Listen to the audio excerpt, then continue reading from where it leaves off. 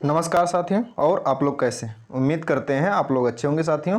मित्रों, इसके पहले आप लोगों ने 50 नंबर क्वेश्चन तक प्रैक्टिस सेट देख लिया है। 50 क्वेश्चन में आप लोगों ने इसमें उत्तर देखा था कि प्रेरीज का जो मिलान था उत्तरी अमेरिका से, यानी कि प्रेरीज मैदान उत्तरी अमेरिका से मिलान जो था, ये आप लोगों ने देखा था कि ये मिलान सही है। पंपाज भी दक्षिण अमेरिका से मिलान किया गया है, तो यह भी सही है। और इसी तरह से स्टेपीज था, और स्टेपीज का भी मिलान यूरोप से सही है। और बेल्ट जो है, बेल्ट का कहाँ पे मिलता है ये मैदान? ये मिलता है दक्षिण अफ्रीका में। तो यह मिलान गलत था, तो यह आपका उत्तर हो गया था। इस तरह से साथियों आप लोगों का यह उत्तर था डी। आगे बढ़ते हैं हम लोग आज नेक्स्ट क्वेश्चन पे। आज का हम लोगों का जो सत्र होगा, आज का हम लोगों का प्रैक्टिस सेट का नंबर जो होगा, यह 51 से 70 क्वेश्चन तक हम लोगों का होगा। यानी कि आज के प्रैक्टिस सेट में हम लोग 20 क्वेश्चन को सॉल्व करेंगे, और इस 20 क्वेश्चन को अच्छे से व्याख्या के साथ साथ हम लोग सॉल्व करते हुए आगे बढ़ेंगे। आइए हम लोग स्टार्ट करते हैं आज का पहला क्वेश्चन। जैसा कि आपके सामने दिख रहा है, पहला क्वेश्चन है कि भूगोल में विषय सामग्री के कारण उत्पन्न द्वैतवाद कहा जाता है। द्वैतवाद जो भूगोल में है वह किस तरह से कहा जाता है, किस तरह से व्याख्यायित है, यह आपसे पूछा जा रहा है। यह पूछा जा रहा है और इसके बाद ऑप्शन दिया जा रहा है आपको कि क्रमबद्ध भूगोल और बनाम प्रादेशिक भूगोल है, या भौतिक भूगोल बनाम मानव भूगोल है, या मात्रात्मक भूगोल बनाम वर्णनात्मक भूगोल है, या ऐतिहासिक भूगोल बनाम समसामयिक भूगोल है। तो इसमें मित्रों आपका जो उत्तर सही होगा वह ए वाला सही होगा। आगे बढ़ते हैं हम लोग नेक्स्ट क्वेश्चन पे। नेक्स्ट क्वेश्चन है 52 क्वेश्चन में आप देखिएगा कि निम्नलिखित में से किस भूगोलवेत्ता ने महासागर के जल के रंग और इसकी लवणता का संबंध बताया था। तो इसमें आप देखेंगे 52 नंबर क्वेश्चन में यहाँ पे अल-मसूदी जो है पहला विकल्प, ये पहला विकल्प ही सही है। इस तरह से और विकल्प जो है ये विकल्प साथियों गलत हैं। अल-मसूदी ही सही है, अल-मसूदी ने ही इस तरह से संबंध निर्धारित किए थे। आगे बढ़ते हैं हम लोग। नेक्स्ट क्वेश्चन है द्वितीय विश्व युद्ध के बाद भूगोल में परिवर्तनों में से सबसे महत्वपूर्ण परिवर्तन क्या देखा गया था? इसमें पहला ऑप्शन है कि भूगोल का स्थानिक विज्ञान के रूप में उभरना, या पर्यावरण मानव पर्यावरण के संबंधों के अध्ययन पर जोर दिया जाना, या मानव भूगोल का केंद्रीय स्थिति प्राप्त करना, या क्रमबद्ध भूगोल बनाम प्रादेशिक भूगोल का द्वैतवाद का पनपना। तो मित्रों यह जो द्वितीय विश्व युद्ध के बाद में जो भूगोल का रूप धारण किया वह स्थानिक विज्ञान के रूप में धारण किया। यानी कि 53 का क्या हो जाएगा आपका उत्तर? ए वाला हो जाएगा। नेक्स्ट आगे बढ़ते हैं हम लोग क्वेश्चन नंबर 54 पर। यहाँ पे दिया गया है निम्नलिखित में से किस विद्वान ने भूगोल में व्यवहारिक दृष्टिकोण पर जोर दिया? तो ये रटा रटाया क्वेश्चन है कि किसने दिया, तो यह विलियम किर्क ने दिया था। यानी कि 54 का कौन सा हो जाएगा? बी वाला क्वेश्चन सही हो जाएगा।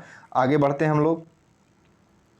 आगे है कौन सा अरब भूगोलवेत्ता विश्व को 14 जलवायु प्रदेशों में विभाजित करने के लिए जाना जाता है? यानी कि इसमें से आपका अल-मकसूदी ये नहीं होगा, मकदीसी लिखा गया है, अल-बरूनी भी नहीं होगा, ये मसूदी होगा, और इदरीसी भी नहीं होंगे। तो इस तरह से आपका 55 का क्वेश्चन का आपका आंसर हो गया कौन सा? ये सी वाला। नेक्स्ट हम लोग आगे बढ़ते हैं। नेक्स्ट है साथियों ग्रीष्म संक्रांति के बारे में निम्नलिखित कथनों को पढ़िए और नीचे दिए गए कोट से सही उत्तर चुनिए। ग्रीष्म संक्रांति होता क्या है पहले हम आपको वो बता दें साथियों। मान लीजिए कि यह है पृथ्वी, और इस पृथ्वी पर यह आपका है विषुवत रेखा, और इस विषुवत रेखा पर आप जब देखेंगे कि सूर्य इस तरह से कर्क रेखा है और इस तरह से मकर रेखा है। जब सूर्य साथियों कर्क रेखा पर यहाँ पर होता है तब यह क्या कहलाता है? ये ग्रीष्म अयनांत कहलाता है। अगर यहाँ पे जब होगा तो यह शीत अयनांत कहलाएगा। अब इस तरह से बात हो रही है ग्रीष्म संक्रांति या अयनांत की। तो ग्रीष्म अयनांति का मतलब यह है कि यह सूर्य कहाँ पे है? कर्क रेखा पर है। तो जब कर्क रेखा पर है तो इसके बारे में अब हम लोग आगे बढ़ते हैं कि ये कह क्या रहे हैं। ग्रीष्म संक्रांति के बारे में निम्न कथनों को पढ़िए और सही उत्तर दीजिए। इसमें कह रहा है कि सूर्य कर्क रेखा पर होता है, तो यह बात सही है साथियों। इसके बाद कह रहा है सूर्य मकर रेखा पर होता है, तो यह बात गलत है। चलिए ऑप्शन से हम लोग सॉल्व करने का कोशिश करते हैं। यहाँ पर एक सेकंड, ऑप्शन से हम लोग सॉल्व करने का कोशिश करते हैं इस क्वेश्चन को। तो इस क्वेश्चन को हम लोग जब सॉल्व करेंगे तो यहाँ पर ऑप्शन से आप देखेंगे कि इस तरह से मान लीजिए सूरज यहाँ पर है, कर्क रेखा यहाँ पर है और ये मकर है, इस तरह से। अब मान लीजिए कि सूर्य जब यहाँ पे कर्क रेखा पर है, क्योंकि हमने आपको बताया कि ग्रीष्म संक्रांति के समय सूर्य कर्क रेखा पर होता है, और ये वाला विकल्प सही हो गया। तो एक किस किस में नहीं है उसको हम लोग काटेंगे। इस तरह से सॉल्व किया जाता है साथियों ऑप्शन से। इसके बाद दूसरा है कि सूर्य मकर रेखा पर होता है। तो जब हमें पता हो गया है कि सूर्य कर्क रेखा पर होता है तो मकर रेखा पर नहीं होगा, तो यानी कि 2 जिसमें है उसको काट देना है। अब 2 इसमें तो है तो इसे हमें काट देना है, यानी कि आपका उत्तर बहुत साफ साफ निकल करके आ जा रहा है 56 का सी वाला। यानी कि आगे हमें बढ़ना ही नहीं पड़ा और 2 विकल्प से हो गया। आगे बढ़ते हैं, हम क्या देखते हैं कि तीसरा वाला सही है कि नहीं है। इसमें तीसरा कह रहा है कि उत्तरी गोलार्ध में सबसे बड़ा दिन और सबसे छोटी रातें होती हैं। तो ये बात सही है साथियों, जिस गोलार्ध में सूर्य होगा वहां पे दिन बड़ा होगा और रातें छोटी होती हैं। तो यह बात सही है, यानी कि तीसरा सही है। पहला और तीसरा सही है, यानी कि 56 का सी वाला ऑप्शन सही है। आगे बढ़ते हैं मित्रों, यह 57 जो क्वेश्चन है इसमें कह रहा है निम्न में से कौन कारक युग में पृथ्वी के महासागरीय तल पर 2 प्रत्यक्ष ज्वारों के मध्य में 52 मिनट के विलंब हेतु उत्तरदायी होता है। कौन सा 2 कारक? अब यहाँ पे आप समझने का कोशिश करिएगा। यहाँ पे हम लेते हैं कि ये है चंद्रमा, ये हो गया मान लीजिए चंद्रमा, और इसके बाद हम लेते हैं यहाँ पर आ गया पृथ्वी, ये हो गया पृथ्वी। अब मान लीजिए साथियों कि यह जो पृथ्वी है, पृथ्वी के किसी एक बिंदु पर आप हैं, मान लीजिए इस स्थान पर हैं। अब यह स्थान जब अपने एक्सिस के थ्रू इस तरह से घूमेगा तो इसके सामने आने में जो टाइम लगेगा, मान लीजिए कि अगर यह चंद्रमा स्थिर है तब इसको जो टाइम लगेगा इसके घूर्णन के काल के बराबर लगेगा, यानी कि 24 घंटे में ये आ जाएगा यहाँ पे। लेकिन आपको मित्रों ये भी पता है कि चंद्रमा भी इस तरह से गति कर रहा है, पृथ्वी के चारों ओर चंद्रमा भी गति कर रहा है, और यह गति जो है यह परिक्रमण गति है, और जो ये पृथ्वी घूर्णन कर रही है यह क्या करती है, यह परिभ्रमण कहलाती है। और ये परिभ्रमण हो गया और ये परिक्रमण हो गया। तो इस तरह से साथियों अब हम आते हैं यहाँ पे कि इसमें कह रहा है 52 मिनट एक्स्ट्रा जो लग रहा है उसके लिए कौन से कारक उत्तरदायी हैं। तो यहाँ पे ध्यान दीजिएगा साथियों कि पृथ्वी का घूर्णन जो है वह, या पृथ्वी का परिभ्रमण, या पृथ्वी का घूर्णन, चंद्रमा का घूर्णन, या यहाँ पे चंद्रमा का परिक्रमण। तो इसमें साथियों ध्यान दीजिएगा पृथ्वी का घूर्णन जो अपने एक्सिस पर इस तरह से घूम रहा है, और चंद्रमा का परिक्रमण, चंद्रमा जो इधर से जा रही है। इस तरह से ये दोनों कारक जो हैं यानी 1 और 4, इस तरह से 1 और 4 दोनों मिल करके क्या करते हैं 52 मिनट एक्स्ट्रा कर देते हैं। अब हम आपको बताएं कि ये एक्स्ट्रा क्यों हो जाता है। मान लीजिए कि यह जब ये चंद्रमा स्थिर हो तो यह 24 घंटे में ये बिंदु ये एक्सिस पे आ जाएगा इसके सामने, और फिर यहाँ पे ज्वार आ जाएगा। लेकिन हमने आपको बताया कि यह चंद्रमा भी पृथ्वी के चारों ओर चक्कर लगा रही है, तो जब यह 24 घंटे में यहाँ पे पहुँचती है साथियों, तब तक यह 24 घंटे में कुछ समय के लिए, यानी कि 24 घंटे में कुछ दूरी के लिए आगे बढ़ जाता है, यानी कि 24 घंटे में तब तक चंद्रमा यहाँ पे आ चुका होगा। अब जब चंद्रमा यहाँ पे आ चुका है तो अब पृथ्वी को क्या करना पड़ता है, और एक्स्ट्रा टाइम घूर्णन करना पड़ता है। तो इस तरह से 52 मिनट जो होगा वह एक्स्ट्रा जब चलेगा तो यह पॉइंट जो होगा, यह चंद्रमा जब यहाँ पे पहुंचा है तो उसके सीधे में आ जाएगा। ऐसे में 52 मिनट एक्स्ट्रा लगाने पर यह जो बिंदु है चंद्रमा के सीधे में आ जाता है और यहाँ पे ज्वार आ जाता है। उम्मीद है आपको समझ में आया होगा। यदि नहीं समझ में आया तो कमेंट बॉक्स में कमेंट करिएगा, इसको हम नेक्स्ट वीडियो में और अच्छे से समझाने का प्रयास करेंगे। आगे बढ़ते हैं हम। मित्रों यहाँ पर जो दिया गया है ऑप्शन, ये है मानचित्र से संबंधित विकल्प है। और इस मानचित्र से संबंधित इस वाले विकल्प में आप यहाँ पे ध्यान दीजिएगा कि ये थोड़ा सा क्या है, बहुत ऑप्शन को लेकर के देखा जाए तो ये नीचे चला जा रहा है। और इस तरह से अगर इसको देखेंगे कि कोरोक्रोमैटिक जो है यह किसका है और ये वर्णमात्री किसका है और इसके अलावा जो है वह किसका है, तो इसमें पहले आपको देखना कौन सा होगा, आसान आसान आसान कौन सा देखना है। जैसे समान रेखा, समान रेखा वह रेखा होती है जो समान मूल्यों को मिलाती है, तो डी का आपका हो गया थर्ड वाला। तो आप अपने ऑप्शन में जाइएगा और इसमें देखिएगा कि डी का थर्ड कहाँ कहाँ पे है, यानी कि चौथे में, दूसरे में नहीं है, पहले में और तीसरे में है। तो इस तरह से दो ऑप्शन आपके कट गए। आगे बढ़ते हैं, समान रेखा हो गया। इसके बाद यहाँ पे है आपका दूसरा, तीसरा, नीचे से दूसरा यानी कि ऊपर से तीसरा, वर्णमात्री। वर्णमात्री का मतलब यह होता है साथियों, इसमें वर्ण या छाया इस तरह से होगा कि यहाँ पर क्या किया जाएगा, इस तरह से शैडो होगा और इसमें कितनी मात्रा, कहीं कहीं पे ज़्यादा मात्रा हो जाएगी और इस तरह से यहाँ पर क्या होगा, यह किसी की घनत्व को ज़्यादा बताएगा, जबकि यहाँ वाले क्षेत्र पे आप देख रहे होंगे कि यहाँ पे घनत्व कम है, छाया कम है, तो इसकी मात्रा कम है, शैडो की मात्रा कम है। तो इस तरह से ये वर्णों की मात्रा कम है, शैडो की मात्रा कम है जब, तो यह दूसरा कुछ प्रतिरूप प्रदर्शित करेगा और यह कुछ दूसरा प्रदर्शित करेगा। ऐसे क्षेत्रों को शैडो के माध्यम से या छाया के माध्यम से जो प्रदर्शित किया जाता है वह वर्णमात्री कहलाते हैं। यानी कि सी का कौन सा हो जाएगा, 1 वाला। तो सी का 1 और डी का थर्ड, सी का 1 और डी का थर्ड, इसमें से हमने इसको काट दिया था। अब सी का 1 किस में है, तो सी का 1 इसमें है, यानी कि इसमें भी ए भी कट गया। तो आपको उत्तर मिल जाता है कौन सा साथियों, इसमें आपको उत्तर मिल जाता है बी वाला, सॉरी सी वाला।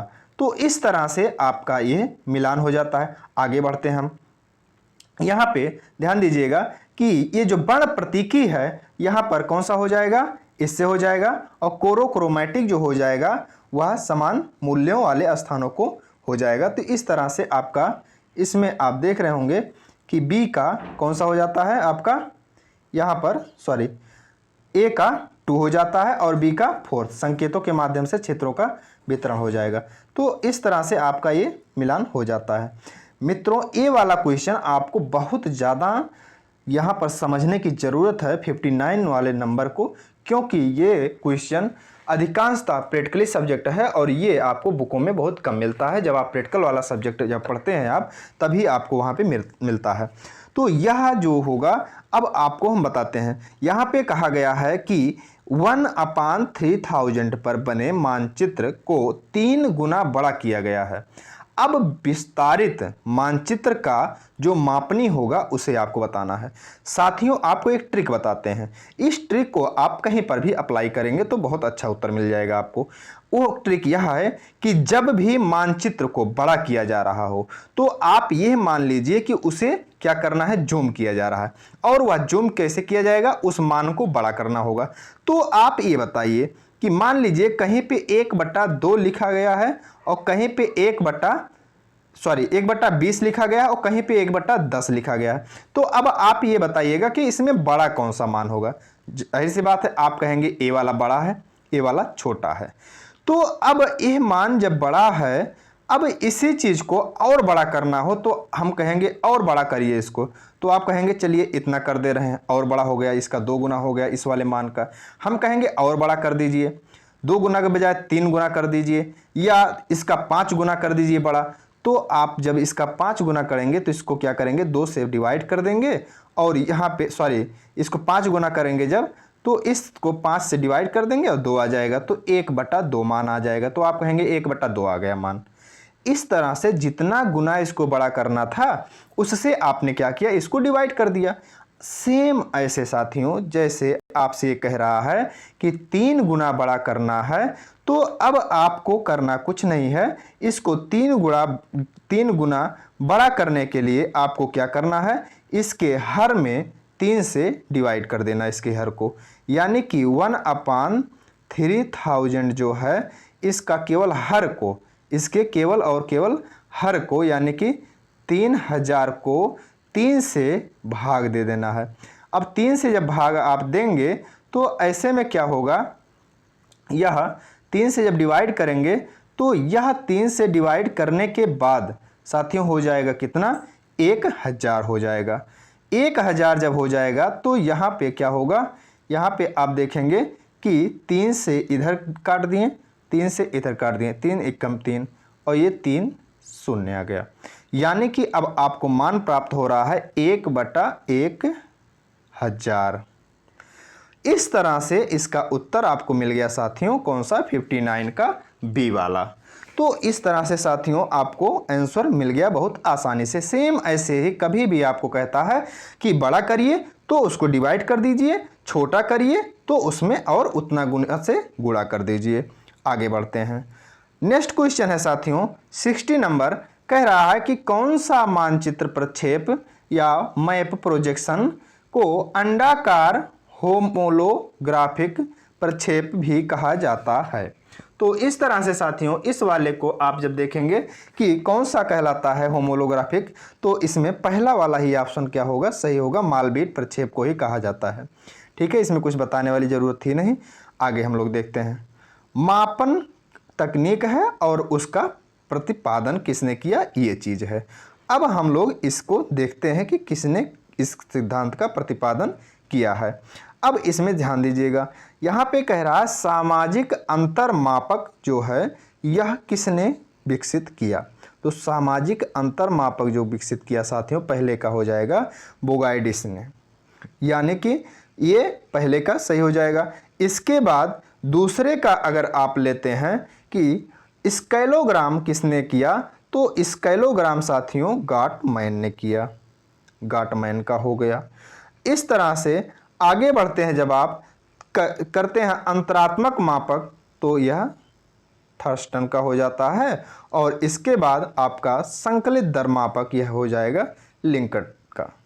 इस तरह से आपका उत्तर हो जाता है पहले का दूसरा, पहले का दूसरा, सीधे आपको पहले से ही उत्तर मिल जा रहा है। यानी कि 61 का आपका उत्तर हो जाएगा कौन सा, बी वाला। आगे बढ़ते हैं। नेक्स्ट क्वेश्चन है साथियों 62, निम्नलिखित विद्वानों में किसने क्रस्ट के नीचे पृथ्वी के आंतरिक भाग को 3 परतों सियाल, सीमा और निफे में विभाजित किया। तो ऐसा विभाजन करने वाला जो विद्वान था साथियों वह सोयस था। कौन था, सोयस था। आगे बढ़ते हैं।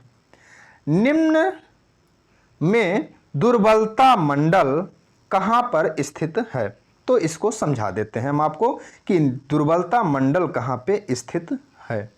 ये मान लीजिए साथियों कि आपकी पृथ्वी है और इस तरह से यह पृथ्वी है, और इसमें से इस तरह से आपने ये वाला भाग काट करके निकाल लिया है, ये वाला भाग काट करके आपने निकाल लिया है और यहाँ पे आपने उस चीज़ को रखा है।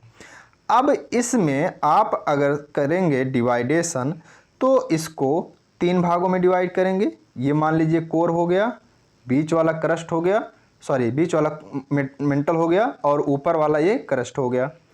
अब यहाँ पे ये वाला जो मेंटल वाला होता है साथियों, मेंटल का ऊपरी भाग, मेंटल को ही प्रवर कहा जाता है। अब इसका ऊपरी भाग क्या होगा, ये ऊपरी भाग जो होता है साथियों यह दुर्बलता मंडल कहलाता है। क्रस्ट के जस्ट नीचे और मेंटल के एकदम ऊपर, यह ही है दुर्बलता मंडल।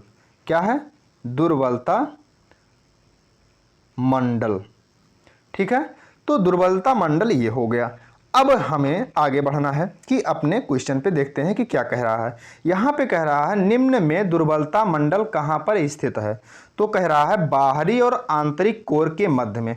तो साथियों ये बाहरी और आंतरिक कोर के मध्य में यहाँ पर नहीं है, तो ये वाला विकल्प गलत हो गया। कह रहा ऊपरी और निचले परवर में, ऊपरी और निचले परवर में यानी कि यहाँ पर, तो यह भी बात गलत हो जा रहा है। 62 का यानी कि 63 का कौन सा, बी वाला भी गलत हो गया। कह रहा निचले परवर के ठीक ऊपर, निचला परवर यह है, इसी के जस्ट ठीक ऊपर यानी कि यहीं पर फिर कह रहा है। तो यह भी बात गलत हो गया। कह रहा है ऊपरी प्रवर के ठीक ऊपर, तो यह है ऊपरी प्रवर, और इसी के ठीक ऊपर तो यहाँ पर, तो ये बात सही हो जा रहा है। यानी कि इसका 63 का आपका आंसर हो जाएगा कौन साथियों, डी वाला। आगे बढ़ते हैं। आपका आंसर है यहाँ पर, सॉरी क्वेश्चन है आपका 64, और इसमें कहा गया है निम्नलिखित में से किस क्रिया की वजह से निम्न वलन पैदा होता है। यानी कि निम्न वलन मतलब नीचे की तरफ वलन, यानी कि फोल्डिंग होने वाली बात यहाँ पर की जा रही है। तो वलन का मतलब ही होता है फोल्ड होना यहाँ पे, तो इस तरह से वलन की बात होती है। और निम्न में तो यहाँ पे कौन सा सही होगा, यहाँ ध्यान दीजिएगा। यहाँ पे कह रहा है परपटी का विभंजन, यानी कि टूट जाना, तो टूटने का मतलब यहाँ पे हो गया, तो ये सही नहीं होगा। परपटी का मुड़ना, तो परपटी का मुड़ना ये वाला सही हो सकता है। निमज्जन और उन्मज्जन, यानी कि निमज्जन मतलब नीचे चला जाना, उन्मज्जन मतलब ऊपर उठ जाना, उभार आ जाना। तो इस तरह से ये दोनों के दोनों भी गलत हैं साथियों, ये भी गलत, ये भी गलत और ये भी गलत है ही। तो इस तरह से इसका उत्तर जो हो जाएगा वो कौन सा हो जाएगा आपका, इसमें बी सी वाला सही हो जाएगा। 64 में, सॉरी ये वाला गलत है ही, ये वाला आपका सही हो जाएगा। ठीक है, आगे बढ़ते हैं। 65 नंबर, विश्व में सर्वाधिक ज्वालामुखी किस पेटी में पाए जाते हैं। तो साथियों आपको ये पता होगा एक अग्निवलय है, और इस अग्निवलय का जो निर्माण हुआ है वो किसके साथ किनारे हुआ है, किसके चारों तरफ हुआ है, प्रशांत महासागर के किनारे हुआ है। प्रशांत महासागर के किनारे किनारे जितने भी ये क्षेत्र हैं वहाँ पे इसको अग्निवलय कहा जाता है। तो इसमें अब आप ऑप्शन को देखिएगा, इसमें क्या कह रहा है, मध्य महाद्वीपीय पेटी में, ये गलत है। अंध महासागर की पेटी में, ये भी गलत है। हिंद महासागर की पेटी में, ये भी गलत है। परिप्रशांत महासागर की पेटी में, तो ये बात सही है। यानी कि 65 का आपका आंसर डी सही हो जाता है। आगे बढ़ते हैं। नेक्स्ट है साथियों 66 में कह रहा है कि स्थान जहां भूकंप की घटना का सर्वप्रथम अनुभव किया जाता है वह कहलाता है। तो इसमें साथियों हम आपको आज एक ट्रिक बताते हैं, और इस ट्रिक को आप अप्लाई करिएगा हर बार, तो आपका उत्तर इससे कभी गलत नहीं होगा। क्वेश्चन ये जो बता रहे हैं इसमें ध्यान दीजिएगा, 2 स्थान होते हैं। पहला स्थान तो वह जहां पर यह भूकंप उत्पन्न होता है, तो जहां पे यह भूकंप उत्पन्न होता है वह मान लीजिए ये वाला स्थान होगा। अब यहां से जब उत्पन्न होगा तो इस तरह से यहां से क्या होंगी, लहरें ये ऊपर की तरफ जाएंगी, इस तरह से ऊपर की तरफ जाएंगी, और इस तरह से यहां पर भी जाएगा। तो आपको ये देख करके ही लग रहा होगा कि ये तिरछी जो हो जा रही है इसकी लंबाई ज़्यादा हो जा रही है, ये तिरछी जो हो रही है इसकी लंबाई ज़्यादा हो रही है अपेक्षाकृत जो इसके जस्ट सीधे सिर के ऊपर है।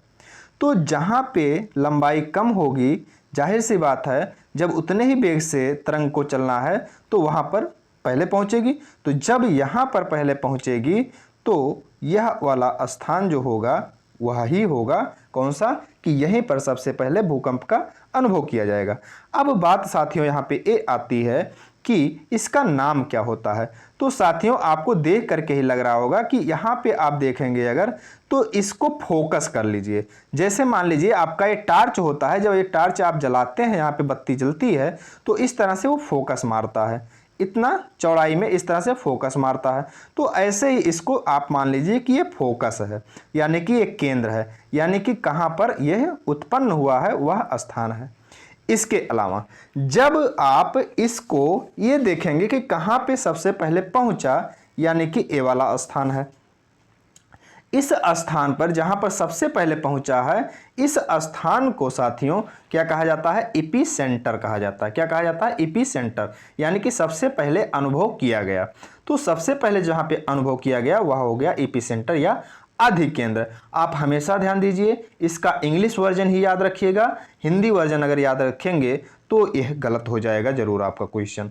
अधिकेंद्र केंद्र ऐसे ही करके कभी कभी पलट देता है, तो वहाँ पे आपका गलत हो जाएगा। आप इसको हमेशा फोकस से ही याद रखिएगा साथियों, ठीक है। तो आपका इसमें उत्तर मिल गया 66 में कौन सा, बी वाला।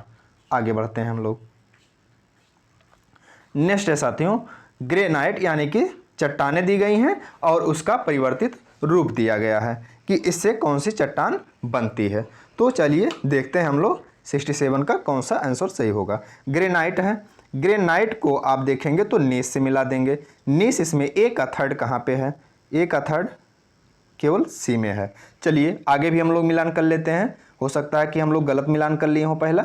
आगे देखते हैं, सेल है, सेल का स्लेट होता है, डी का 1, डी का 1 भी मिल रहा है। आगे बढ़ते हैं, बालुका पत्थर का क्वार्टजाइट होता है तो सी का 2, सी का 2 हो गया।